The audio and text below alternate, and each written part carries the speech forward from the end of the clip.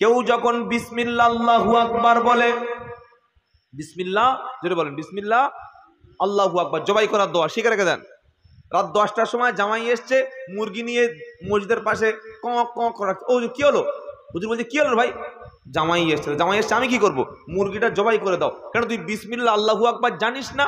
বিসমিল্লাহ আল্লাহু আকবার বলে যে কোনো মুসলমান নামাজ পড়ুক আর না পড়ুক, ও মাথায় টুপি থাক আর না থাক, মুখে দাড়ি রাখুক আর না রাখুক, ছুরি ধারওয়ালা দিয়ে কাবা শরীফের দিকে মুখ করে বিসমিল্লাহ আল্লাহু আকবার বলে জবাই করে দিলে, নারী হোক আর পুরুষ হোক, খাওয়া হালাল, কথা বলে না, খাওয়া হালাল হয়ে যাবে।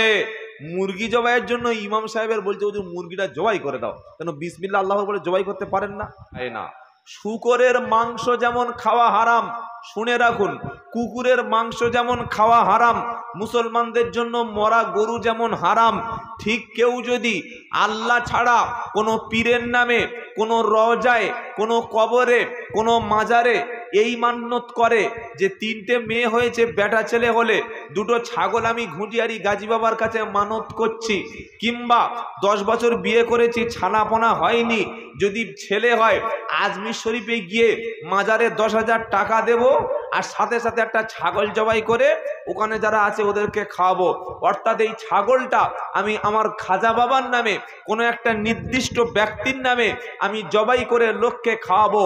শুকরের মাংস যেমন খাওয়া হারাম, শুকরের মাংস যেমন খাওয়া হারাম, মরা মাংস যেমন খাওয়া হারাম, আল্লাহ ছাড়া পৃথিবীর অন্য কোনো ব্যক্তির নামে মান্যত করা, মানসিক করা, হাজত করা, এটা করা এবং সেই মাংস খাওয়া বিসমিল্লাহ বলেও জবাই করলে একই হারাম। কিছু বুঝতে পেরেছেন? বলো যে দলিল কি আছে? ইন্নামা হাররামা আলাইকুমুল মাইতাতা ওয়াদ-দামা ওয়া লাহমাল খিনজির ওয়া মা উহিল্লা বিহি লিগাইরিল্লাহ ফামানি দুতুররা গায়রা বাগিন ওয়ালা আদিন ফালা ইসমা আলাই ইন্নাল্লাহা গফুরুর রহিম। সূরা বাকারা 173 নম্বর আয়াত। ইন্নামা হাররামা আলাইকুমুল মাইতাতা, আল্লাহ হারাম করে দিয়েছে তোমাদের উপরে মরা বস্তু। মরা খাওয়া কি? মরা মাংস খাওয়া হারাম। আচ্ছা ভালো করে ভেবে বলবেন, এই যে বাজার থেকে আমরা বিভিন্ন রোল খাই যেগুলো মাংস দিয়ে তৈরি করে, বা শিক কাবাব তৈরি করে, এই অমুসলিমদের হোটেল হোক বা বাজারের যে মালগুলো হোক, বিভিন্ন বড় বড় হোটেলে ওরা সত্যি কি বিসমিল্লাহ বলে জবাই করে? ঢোসা হাটে বোনাইয়ের সঙ্গে গিয়েছে, বলো চপ মুড়ি খাবো, দুটো শিক কাবাব না, যে শিক কাবাবটা নিল বা খেলো, যে শিক কাবাবটা তৈরি করছে মুরগির গোশের বা মুরগির মাংসের, ও কি বিসমিল্লাহ বলে জবাই করে তোমার দিয়েছে, না ঝাটকা মাল তোমার খাওয়াচ্ছে? হিসেব আছে? পেয়েছি চালিয়ে দিয়েছি, তো হিসাব করি নাই। সেদিন একজন ওস্তাদ আমাকে বললেন যে আমি এই যে বাজারে গরু মোষের গোশ বা ভয়সার গোশ, আপনাদের কি বলে ভয়সা না মোষ? ভয়সা তো এটা ক্যানিং থানা না ফুলতলি থানা? ফুলতলি থানা। কুলতলি থানার লোক ভয়সা বলে, আমাদের ওই বারাইপুর ক্যানিংয়ের লোকও ভয়সা বলে। তো আমার একটা ওস্তাদ বললেন যে ভয়সার মাংসগুলো বা গোশগুলো যেগুলো পাড়ায় পাড়ায় বিক্রি হচ্ছে, উনি বলেন বাবু এগুলো আমি খাই না। কেন? হারাম। বলছে না হারাম নয়, কিন্তু জবাইয়ের সিস্টেমটা আলাদা। পশু জবাইয়ের নির্দিষ্ট কিছু সিস্টেম আছে না নেই? জোরে বলেন। আমরা মুসলমানরা যখন কিছু জবাই করি, কি করে জবাই করি? রেখে দা দিয়ে বিসমিল্লাহ বলে খাচ আলাদা করে দিই, তাই তো নাকি? কি করি আমরা? বিসমিল্লাহ বলে যখন জবাই করি, ছুরিটা ভালো করে ধার দিয়ে নি না। যিনি জবাই করেন তার মাথাটা মুখটা কোন দিকে থাকে? কিবলা। যে প্রাণীটা জবাই করা হয় ওই প্রাণীর মাথা থাকে জবাই করনেওয়ালা ব্যক্তির বাম দিকে নিয়মগুলো শিখে রাখেন। কদিন পরে তো কুরবানি হবে। সেলিমের বাপ, সে জরিনার বাপ, শওকাত চাচা, কুব্বাত চাচা কুরবানি গরু শোয়াচ্ছে, দেখি কাঁচা মেরে কুরবানির গরুর গলা ঠেলে উঠেছে। ও চাচা, কাঁচাটা খোলো, কুরবানি দিচ্ছ, কাঁচা মেরে গরুর গলা ঠেলে উঠেছো? বলছে না, গরু লাফাচ্ছে। তুমি তো বড় গরু। দেখেছেন না? এই দেখেছেন, দেখেন নাই? কুরবানি করার আগে বাবা বিসমিল্লাহ বল, ওযু করে নে, ও গরুটার একটু ভালো বল, পশু প্রাণীটাকে সান্ত্বনা দে। হঠাৎ করে বড় বাঁশ চেপিয়ে দিয়ে কাঁচা মেরে দিয়ে গরু গলা ঠেলে ওঠে, গলা চেপে ধরে রেখেছে, গরু হাত গোনা তাও ছাড়ে না। শালা মেরে ফেলে দেবে নাকি রে? এটা গরু জবাই হলো না গরু খুন করে দেওয়া হলো? এরকম জবাই কে বলেছে? জবাইয়ের 1 নম্বর সুন্নাত তরিকা হলো ছুরিটা ভালো করে ধার দিয়ে নেওয়া। 2 নম্বর সুন্নাত তরিকা হলো কিবলামুখী হয়ে জবাই করা। 3 নম্বর হলো জবাই করনেওয়ালা ব্যক্তি সবাই যেন অজু অবস্থায় থাকে। 4 নম্বর হলো প্রত্যেকটা ব্যক্তি এমন ভাবে গরু কিংবা পশুকে কুরবানি করবে পশুর যেন কোনো কষ্ট না হয়। বিসমিল্লাহ আল্লাহু আকবার, বিসমিল্লাহ বলা ফরজ, বিসমিল্লাহ আল্লাহু আকবার বলা ফরজ। কোন ব্যক্তি যদি গরু জবাই করে, ছাগল জবাই করে, মুরগি জবাই করে, বিসমিল্লাহ আল্লাহু আকবার যদি ইচ্ছা করে না বলে, ওই অবস্থায় যদি জবাই করে, ও খাবারটা খাওয়া কোনো মুসলমানদের জন্য হালাল না।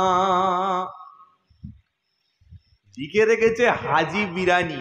এখন যে হাজি বিরানি বিক্রি করছে, ও মুখে পানি নেয়? জিজ্ঞাসা করে দেখো, হাজি বিরানি লিখে রেখেছে, নামাজ পড়ে না, ও জীবনে মক্কা মদিনার দোদ দেখেনি, বলছে হাজি বিরানি। পরে খবর নিয়ে দেখলাম নাম হাজি বিরানি। যারা মুরগি জবাই করেছে, যারা রান্না করেছে, তারা অন্য জাতের লোক, তারা কেউ মুসলমানের বাচ্চা নয়। মুসলমান প্যাকেট দেখেছে হাজি বিরানি, এনে ঝেড়ে দিয়েছে, একবার ভাবেনি যে ওটা কি বিরানি। কিছু বুঝতে পেরেছেন? কিছু বুঝতে পেরেছেন না? পারেন না? এমনি এমনি কি আর হাত তুলে দোয়া করছি কবুল হয় না? হাজি বিরানির নামে তোমার যে কুকুরের বিরিয়ানি খাইতেছে, তুমি তো বুঝতে পারবে না। আল্লাহ মাফ করে দিক সকলে, বলুন আমিন, বলুন আল্লাহুম্মা আমিন। সামনে কুরবানি আসছে। প্রত্যেক কুরবানি দাতা যারা কুরবানি দেবেন, প্রত্যেকের নিয়ত থাকে যেন আমার আল্লাহ সন্তুষ্টির জন্য কুরবানি করব। বলুন ইনশাআল্লাহ, বলুন ইনশাআল্লাহ। তাহলে কি শোনাচ্ছিলাম? আমরা মুসলমানরা কুরবানির পশুটাকে কেন জবাই করি? অন্য জাতের মানুষ এক কোপে খ্যাচ করে কেটে দেয়, আর আমরা জবাই করি কেন? কারণটা কি? কোনো পশু যখন জবাই করা হয়, গলার দুদিকে দুটো রগ বা শির, এ দুটো কাটা ফরজ। ভালো করে কথাটা মনে রাখবেন। এই শির দুটো, রগ দুটো যখন কেটে দেওয়া হয়, খাদ্যনালী আর যেটা শ্বাসনালী, এই যখন 4টে কেটে দেওয়া হয়, পশুর শরীরের রক্তগুলি গলগল গলগল গলগল গলগল করে সব বার হয়ে যায়। বার হয়ে যাওয়ার ফলে কি হয়? শরীরের মধ্যে, একটা মানুষের শরীরে কতটা রক্ত আছে ভাই জানা আছে? 5.5 থেকে 6 লিটার রক্ত আছে। গরু মোষের শরীরে ডবল ডবল রক্ত থাকে। আমরা মুসলমানরা যখন জবাই করি, ভালো করে শুনে রাখুন, কোনো অমুসলিম হিন্দু ভাই জিজ্ঞাসা করছে, তোরা গরুটাকে এরকম পুচিয়ে পুচিয়ে পুচিয়ে পুচিয়ে পুচিয়ে পুচিয়ে কাটিস কেন? তোরা তো ছেঁচড়া কেন? আমরা খাচ মেরে দিলাম, কোনো কষ্ট হয়? তোরা তো জোর করে পুচিয়ে পুচিয়ে পুচিয়ে পুচিয়ে কষ্ট দিচ্ছিস। এরকম প্রশ্ন করতে পারে না? পারে না? কি উত্তর দেবেন? আল্লাহ বলেছে, আল্লাহ বললে হয়ে গেল। যুক্তিটা কি আছে বার করো। মুসলমানরা যখন জবাই করে, 2 বার 3 বার 4 বার ছুরি টানলে রক্তগুলো যখন বার হয়ে যায়, রক্তের মধ্যে থাকে ব্যাকটেরিয়া, রক্তের মধ্যে থাকে জীবাণু, যে রক্ত খাওয়া হারাম। ওইটা জবাই করার ফলে ছুরিটা যখন এই গলার দুটো খাবার নলি আর একটা শ্বাসনলী, দুটো নলি যখন কেটে যায়, শরীরের পশুর রক্তগুলো সব যখন মাটিতে পড়ে যায়, যাওয়ার সাথে সাথে পশু পাখি প্রাণীর সমস্ত রোগ জীবাণুগুলো সব বার হয়ে যায়। খাবারটাও হালাল হয়ে গেল, আর ওই খাবারটা খেলে কোনো রোগ হওয়ার সম্ভাবনা থাকে না, যেটাকে বলা হয় হালাল খাদ্য। জোরে বলুন সুবহানাল্লাহ। বলো হুজুর, যদি খ্যাচ করে মালটা মেরে দিই, যদি খ্যাচ করে মেরে দাও, মুন্ডু থেকে ওর যে হৃৎপিণ্ড, যে হার্ট, ওটা বিচ্ছিন্ন হয়ে গেল। যখন বিচ্ছিন্ন হয়ে গেল, পশুটা খুব দ্রুত মারা যায়। যায় না? যায় না? জবাই করলে তাড়াতাড়ি মরে না ওই খাঁচ করে কেটে দিলে মরে? খাঁচ করে কেটে দিলে। যখন মরে গেল, ব্রেনটা মরে গেল, ওর হৃৎপিণ্ড হার্ট বন্ধ হয়ে গেল, আর শরীরের রক্ত বার হলো না। রক্ত জমে থাকা মানে ওটা স্বাস্থ্যের জন্য খারাপ। রক্ত জমে থাকা মানে হলো মাংসের মধ্যে রোগ, জীবাণু, ব্যাকটেরিয়া, বিভিন্ন জীবাণু আছে, ওইটা খাচ্ছে আর বিভিন্ন রোগে আক্রান্ত হচ্ছে। তাই বিশ্বের জমিনে মুসলমানরা যারা মাংস খায়, জবাই করে খায়, 100-র মধ্যে 100% হালাল এবং কোনো রকম রোগ জীবাণু থাকে না। আর যারা ঝাটকামাল খ্যাট করে মেরে খায়, 100-র মধ্যে 90টা রক্ত শুদ্ধ খাচ্ছে, রোগের বড় বড় জার্ম, জীবাণু, ছত্রাক, ব্যাকটেরিয়া খেয়ে নিচ্ছে। এবার বলুন, আল্লাহ আমাদের যে সুন্দর সিস্টেম দিয়েছে, বিসমিল্লাহ আল্লাহু আকবার বলে ছুরি দিয়ে পুচিয়ে পুচিয়ে জবাই করা, এটা আমাদের জন্য এবং হালাল এবং আমাদের জন্য, বিশ্ববাসীর জন্য খাবার ভালো না খারাপ? জোরে বলেন। ভালো। এবার অনেক বলেন হুজুর এটা ঠিক আছে, কিন্তু তো কষ্ট হচ্ছে, পুচিয়ে পুচিয়ে পুচিয়ে পুচিয়ে পুচিয়ে কষ্ট হচ্ছে না ভাই। বিজ্ঞানীরা বলেছে, সায়েন্স বলছে, পশুর শরীরে গলায় যখন দুটো শিরা কেটে দেওয়া হয়, ব্রেনের শিরার সঙ্গে এই যে আমাদের হার্ট অ্যাটাক, শোনেন নাই আপনারা? আচ্ছা, আমার বক্তব্য বুঝতে পারছেন আপনারা নাকি? বুঝতে পারছেন তো? না বুঝতে পারলে আমার খুব কষ্ট লাগবে আপনাদের। আমাদের শরীরে যে হার্ট আছে, যখন বিসমিল্লাহ বলে জবাই করে দিচ্ছি, মাথার শিরার সঙ্গে এই হার্টের যে শিরা বা জয়েন্ট যেটা যুক্ত আছে, ওটা কেটে গেল। যখন কেটে গেল, তখন আমাদের শরীরে যে আঘাত লাগে, ধরুন এখানে আপনার মশা বসেছে, এই মশা যে বসেছে, যন্ত্রণা হয়, কামড়ায়, লাগে না লাগে না? এখানে যে লাগছে, সিগন্যালটা কোত্থেকে আসছে জানেন? বলতে পারবেন? ব্রেন থেকে। কেন? যাদের প্যারালাইসিস হয়ে যায়, চিমটি কাটলে, কেটে দিলে, ইনজেকশন দিলে, মশা বসলে ও ধরতে পারে না। তো মানুষের শরীরে যখন মশা বসে, ব্রেন সিগন্যাল দিচ্ছে, তো পায়ে মশা বসেছে রে, পার পিছনে বুড়ো আঙ্গুলে জোঁক ধরেছে, বোঝে জোঁক ধরেছে, ছাড়া সিগন্যাল কোত্থেকে দিচ্ছে? ব্রেন থেকে। পায়ে যন্ত্রণা হচ্ছে, সিগন্যাল দিচ্ছে ব্রেন। হাতের আঙ্গুল লেগে ফুলে গেছে, সিগন্যাল দিচ্ছে কে? ব্রেন। তো যখন বিসমিল্লাহ বলে শিরা দুটো কেটে দিচ্ছি, ব্রেনের সঙ্গে হার্টের শিরাটা বিচ্ছিন্ন হয়ে যাচ্ছে, তখন বুঝতেই পারে না যে ওর কোনো যন্ত্রণা হচ্ছে। বলুন সুবহানাল্লাহ। বলো যে তাহলে হাত পাগুলো ছড়াচ্ছে আর মাল লাফাচ্ছে কেন? লাফানোর কারণ কি? ওর শরীর থেকে যখন রক্ত বার হয়ে যায়, অটোমেটিক গোশগুলো লাফাতে থাকে। জবাই আমরা যারা মুসলমানরা করি, কুরবানি যারা আমরা মুসলমানরা বিসমিল্লাহ বলে ছুরি দিয়ে আল্লাহর নামে জবাই করি, এটা সম্পূর্ণ পশুর জন্য নিরাপদ, মাংসটা বা গোশট আমাদের জন্য খাওয়া নিরাপদ। জোরে বলুন না সুবহানাল্লাহ। কোনো অমুসলিম যদি জিজ্ঞাসা করে, অন্তত ছোট করে এটা বলে দেবেন, মনে থাকবে ইনশাআল্লাহ। আল্লাহ ছাড়া কারোর নামে কুরবানি জবাই করা যাবে না। এরপর আল্লাহ কি বলছে?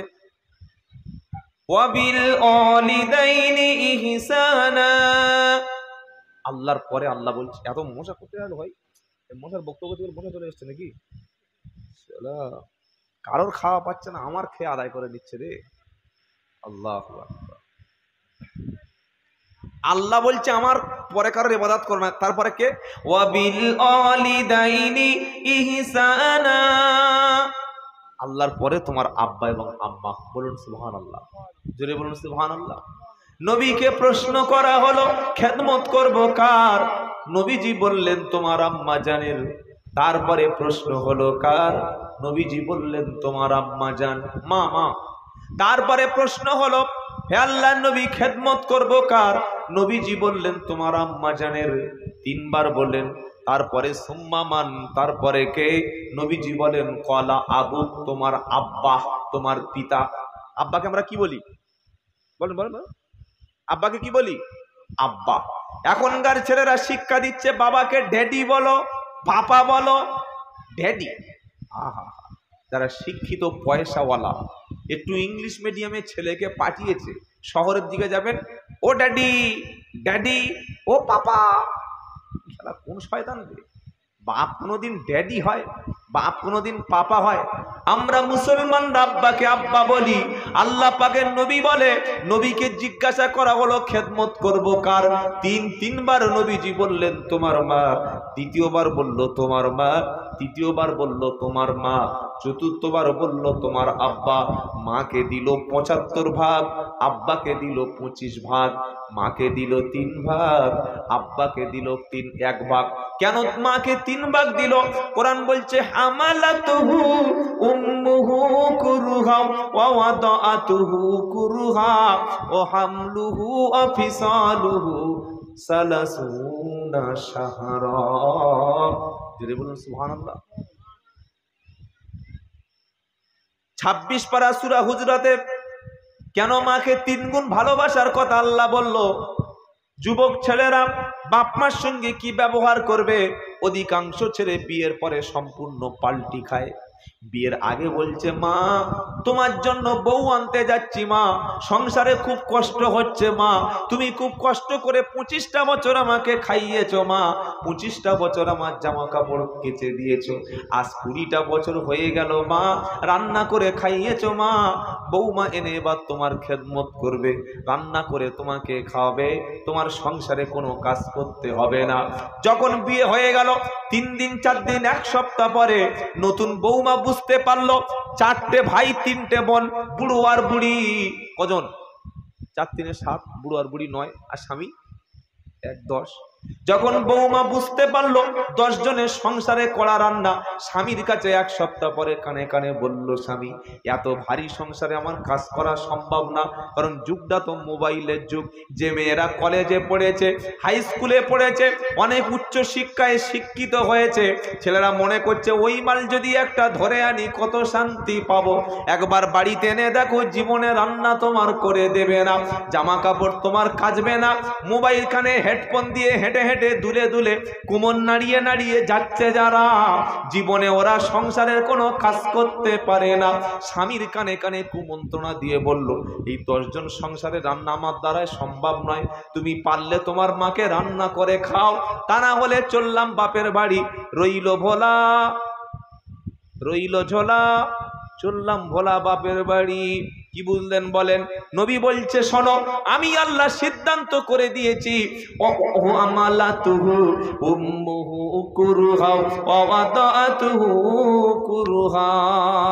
এইবার ফ্যানটা বন্ধ করতে হবে। আর বলুন তো আমার এমনি গলাটা চেপে আছে, যখন একটু ঘেমে যাব আবার চালাবে, ঠিক আছে?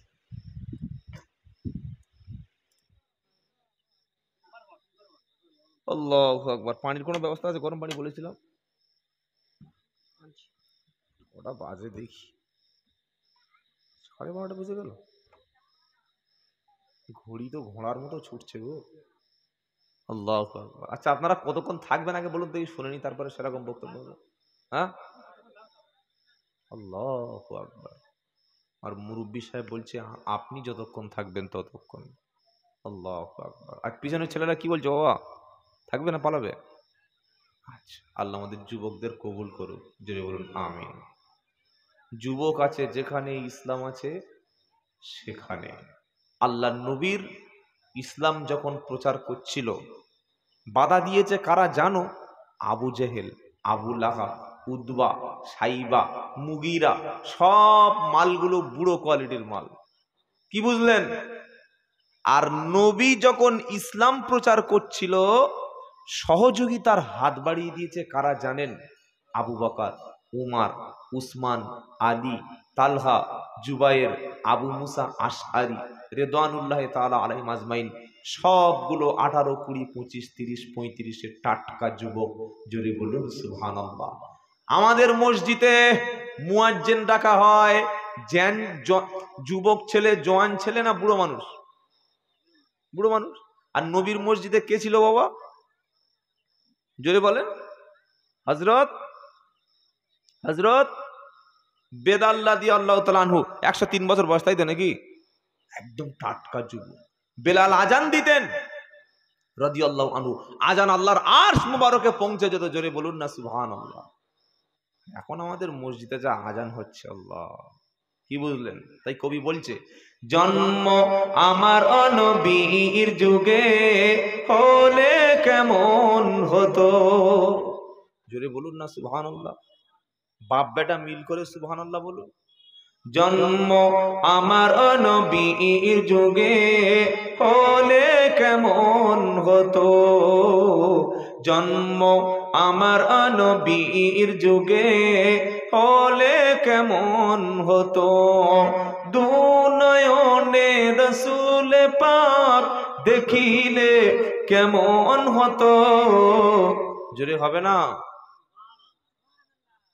এই ভালোবাসা, ভালোবাসা সুবহানাল্লাহ বলা আলাদা, কিন্তু গুতিয়ে বলা হচ্ছে। জোরে বলুন সুবহানাল্লাহ। দুনয়নে রসুল পাক দেখিলে কেমন হতো। এ বাবা জন ছেলে রে, বাবা তোরা সামনে সামনে, তোর একটু মুখগুলো দেখি, আয় আয় বাবা। কি সুন্দর সুন্দর ছেলে গো, আল্লাহ এদের সবাইকে 150 বছর করে হায়াত দিয়ে রাখো। আমি এবার সামনে সব চ্যাং ছেলে, আল্লাহ আকবার, আল্লাহ কবুল করে বলুন আমি। চ্যাং ছেলে আর চ্যাং মেয়ে, তবে তো বাজার জমে, তাই তো নাকি? জীবনে বোনের হাতে জলসার দিন 50 টাকা দেয়নি, আর একটা মেয়ে দেখতে পেয়েছে ফুসকলার, বলছে কি বলছে, ইশারা বলে ভরিয়ে দে, কি বলছে বলো, ভরিয়ে দে। আর মেয়েরা দেখবেন জলসার দিন খালি ফ্রিতে ফুচকা খায়, কি খায় না খায় না? এ বাবা ঝেড়ে খেয়েছে তো, মাথা নাড়ে দিচ্ছে। আল্লাহ কবুল করে বলুন আমিন। যদি খাইয়ে কাউকে জান্নাত পেতে হয়, নিজের ভাই আর বোনকে খাওয়াবেন, নিজের মাকে খাওয়াবেন, আল্লাহ জান্নাতের দরজা খুলে দেবে। জোরে বলুন সুবহানাল্লাহ। আর এই বাজারে যে মেয়েগুলো ঝেড়ে খাচ্ছে, ইমাল একটাও তোমার হবে না বাবা। কি বুঝলেন? কবি বলছে, জন্ম আমার নবীর যুগে হলে কেমন হতো, দুনয়নে রসুল পাক দেখিলে কেমন হতো। জন্ম আমার নবীর যুগে হলে কেমন হতো। জোরে বলুন সুবহানাল্লাহ।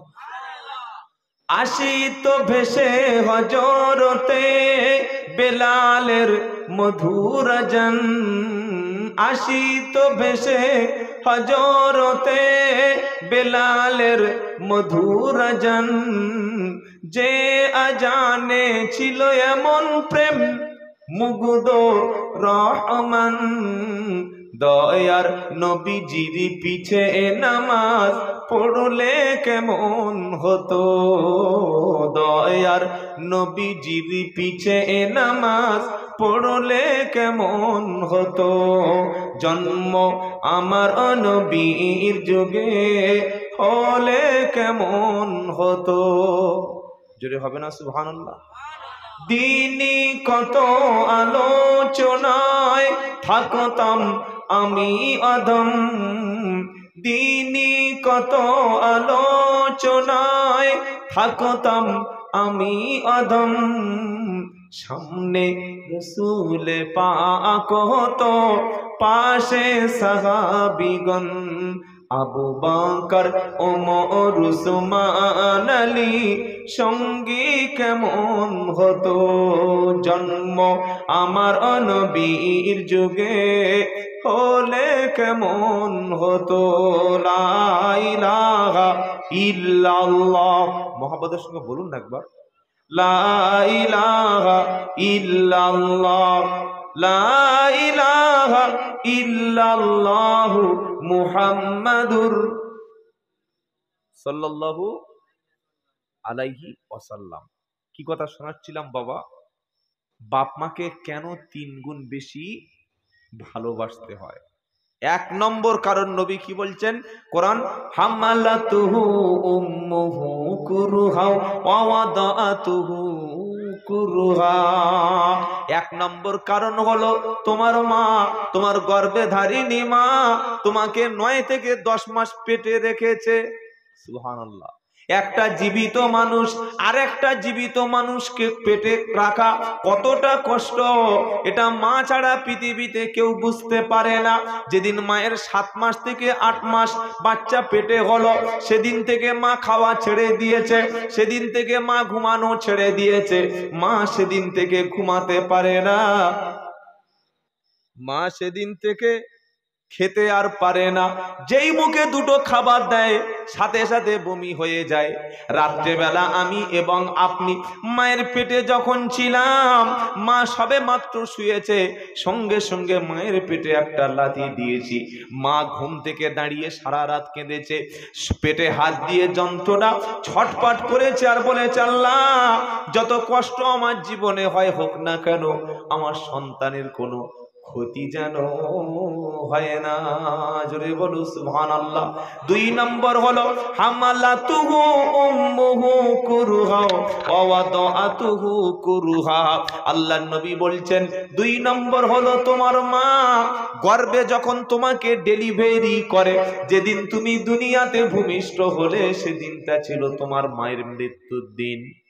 কিসের দিন? জোরে বলো, মৃত্যুর দিন। আজ মায়ের মুখের উপরে বড় বড় কথা বলো, মা তুই কি করেছিস, আমাকে কি দিয়েছিস, আমার সংসারে তুই কি করেছিস মা, এমন কথা মুখের উপরে কোন লজ্জায় বলো? যেদিন তুমি সন্তান মায়ের পেট থেকে ভূমিষ্ঠ হলে, তোমার মা ডাক্তারখানায় চলে গেল, নার্সিং হোমে চলে গেল, হসপিটালে চলে গেল, নার্স ডাক্তাররা বারবার চেষ্টা করতে লাগলো বাচ্চা যেন নরমালে হওয়া যায়। 2.5 ঘন্টা, 3 ঘন্টা, 4 ঘন্টা, 8 ঘন্টা, 10 ঘন্টা পর্যন্ত চেষ্টা করে। তুমি যখন হতে যাবে 1 ঘন্টা আগে মা বেহুশ হয়ে গেল। তুমি যখন পৃথিবীতে আসলে, বিজ্ঞান বলছে একটা মানুষ 45 থেকে 46 ইউনিট যন্ত্রণা ভোগ করতে পারে, তার বেশি কোনো যন্ত্রণা কোনো ব্যক্তি সহ্য করতে পারে না। কিন্তু মায়ের সন্তান যখন হয় তখন 57 থেকে 58, 57 থেকে 58 ইউনিট যন্ত্রণা একজন গর্ভধারিণী ডেলিভারি মা সেদিন ভোগ করে। আমি এবং আপনি যেদিন পৃথিবীতে ভূমিষ্ঠ হয়েছি, শুধু রক্ত আর রক্ত, শুধু রক্ত আর রক্ত, শুধু রক্ত আর রক্ত। তোমার মায়ের শাড়িটা, তোমার মায়ের কাপড়টা মাথা থেকে পা পর্যন্ত ভিজে গেছিল। মা 2.5 থেকে 3 ঘন্টা বেহুশ হয়ে গেল।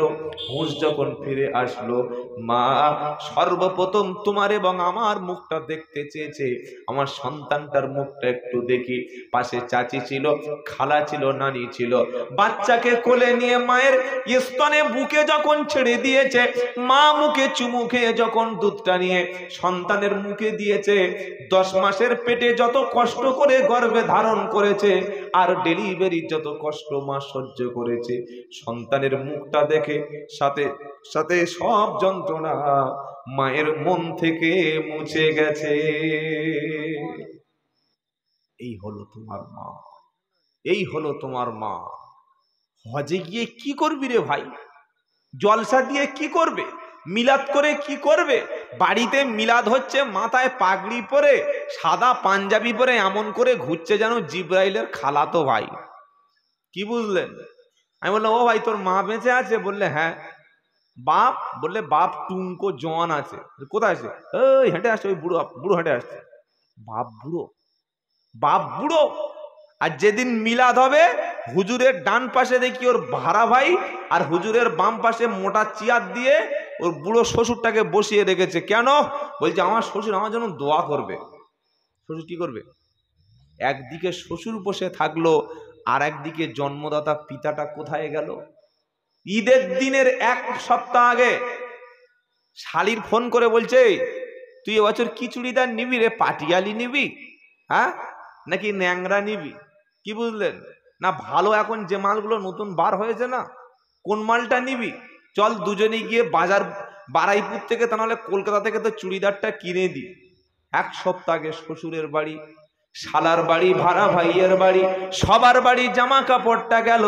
যে মা তুমি যেদিন জন্ম নিয়েছো, তোমার মা পরন্ত শাড়িটা রক্তে ভেসে গেছে। তুমি কবে শাড়ি কিনে দিয়েছো বলো? তুমি কবে একটা জুতা মাকে কিনে দিয়েছো বলো? আল্লাহর নবীর কাছে একজন সাহাবা এসছে, এসে বলছেন, আল্লাহর নবী, আমার মা অন্ধ, আমার মা চলতে পারে না, আমার মাকে আমি কাঁধে নিয়ে হজের সমস্ত কাজ করেছি, কাবা শরীফ তওয়াফ করেছি, মিনা মুজদালিফায় গিয়েছি। আয় আল্লাহর নবী, হজের যত কঠিন কাজ আছে আমার মাকে নিয়ে আমি সব করেছি। আমার মা আমার পিঠে করে নিয়ে সব কাজ করেছি, আমি আমার মায়ের হকটা আদায় করে দিয়েছি। নবী বললেন, খবরদার খবরদার, এমন কথা তুমি খবরদার কখনো এমন কথা বলো না।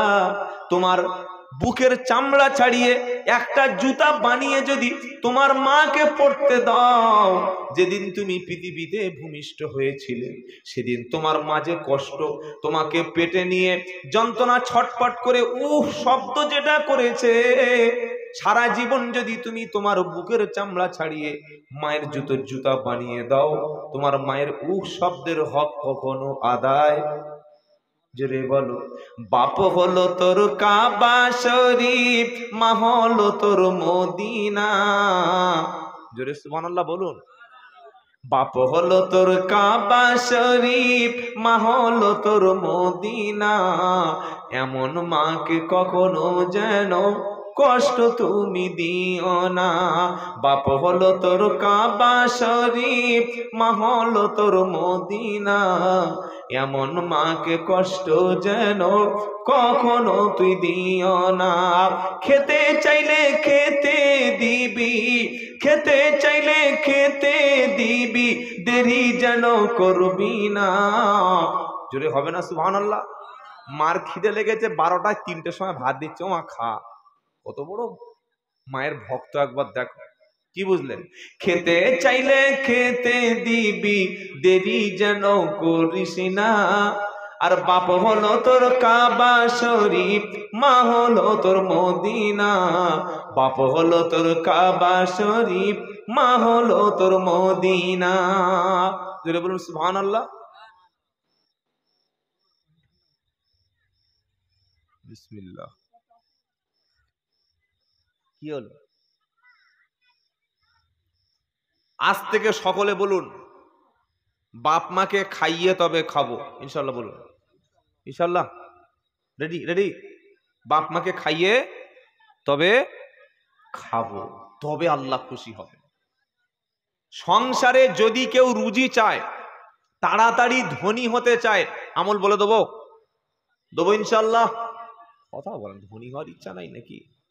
নবী বললেন কেউ যদি রুজিতে বরকত চায়, সম্পদে যদি কেউ বরকত চায়, রোড অ্যাক্সিডেন্ট থেকে যদি বাঁচতে চায়, বেশি দিন যদি কেউ বাঁচতে চায়, বেশি টাকা যদি তাড়াতাড়ি ধনী হতে চায়, ও যেন আব্বা আম্মার সঙ্গে, আত্মীয় স্বজনের সাথে, চাচা চাচির সাথে, ভাই বোনের সাথে, খালার সাথে, ফুপুর সাথে, নিজের প্রতিবেশীর সঙ্গে, আত্মীয় স্বজনের সঙ্গে যেন ভালো ব্যবহারটা করে।